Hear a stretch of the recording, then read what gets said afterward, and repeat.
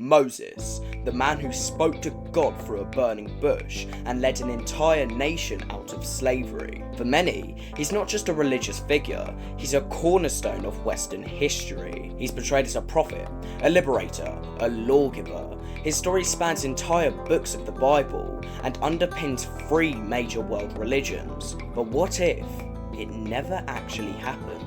In this video, we're diving into one of the most controversial yet well-evidenced claims in biblical scholarship, that Moses, as described in the Bible, almost certainly did not exist.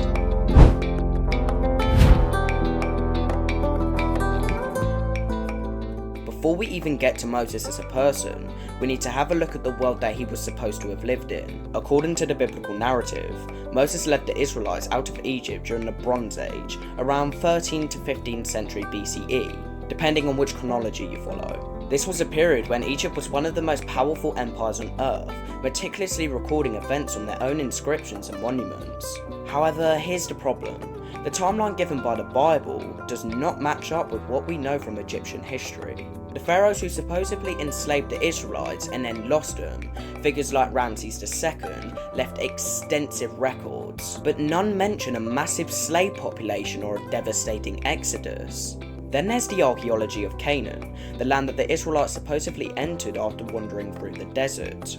Excavations of key cities mentioned during the conquest, like Jericho or Ai, show absolutely no evidence of a destruction or occupation shift during the time in which the Bible claims. These sites were either uninhabited or peacefully settled, contradicting the story that Moses' successors led a violent conquest. Even more striking is the complete absence of archaeological evidence for Israelites working in Egypt as slaves or wandering the desert.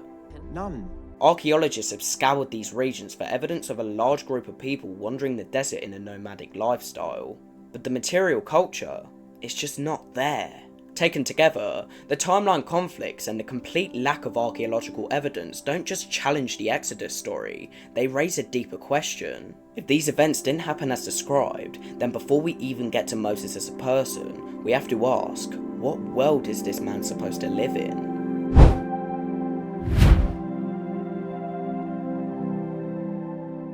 Now that we've established historical and archaeological problems with the Exodus setting, the next step is to check out Moses as a person. Scholars widely agree that Moses' stories adapted many typical features of myth and legend, rather than just a straightforward story. First, Moses' story is filled with a lot of supernatural elements. God speaking through a burning bush, speaking to the mountain of God, and also plagues sent by God. These features are common in ancient mythology to explain people's existence, and also to justify their beliefs and laws.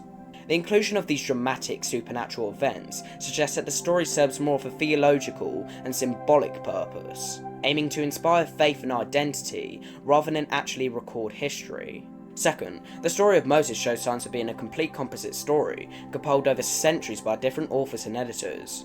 The Pentateuch, the first 5 books of the Bible where Moses features prominently, contains multiple versions of key events with contradictions and duplications. For example, there are differing accounts on how the 10 Commandments were given, or even variations in Moses' genealogy. This patchwork quality indicates long oral tradition gradually written down. It reflects the way that many ancient cultures preserve foundational myths, not factual biographies. All this means that Moses as a historical figure is extremely unlikely.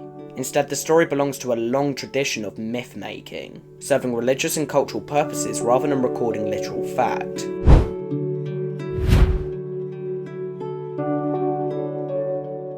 Beyond archaeology and history, the timeline of Moses' story actually raises some legitimate questions about his historicity. Scholars use a range of textual skills to understand the composition of the Pentateuch. Linguistic analysis shows that the Hebrew language used reflects later stages of development, inconsistent with the 13th to 15th century BCE timeline. Instead, the language shows to align a bit more with the 7th to 5th century BCE during the Iron Age. Additionally, the Pentateuch contains contradictions, duplications, and stylistic differences. This indicates multiple authorship and editorial layers compiled over centuries. These sources, commonly labelled G, E, P and D, reflect different theological and political agendas emerged long after Moses' time. For example, using differing names for God and the repetition of different stories with slightly different details suggest that they were separate traditions woven together. This would be extremely unlikely if it happened to have come from a single eyewitness or contemporary source. Moreover, there's no mention of Moses in any Egyptian records,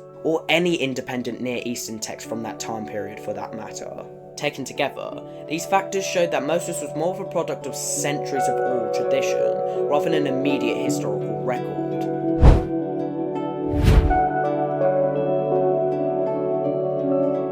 You'd think that if Moses existed, if he had delivered plagues, parted seas, climbed mountains, and delivered the true word of God, he would be mentioned a bit, especially by later biblical writers. Yet, that's not what we get. In fact, many of the earliest prophets, Hosea, Isaiah, Micah, say not a single word about Moses. They reference the Exodus, yes. They talk about Israel being taken out of Egypt, but Moses is curiously absent.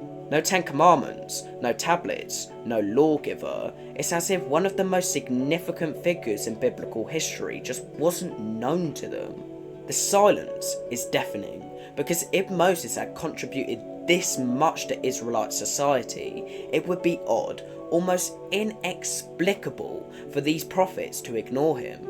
That would be like America's founding fathers passionately writing about democracy and freedom and forgetting to talk about George Washington. So what explains the omission? Well, the simplest answer is that he just simply wasn't a part of Israel's story yet.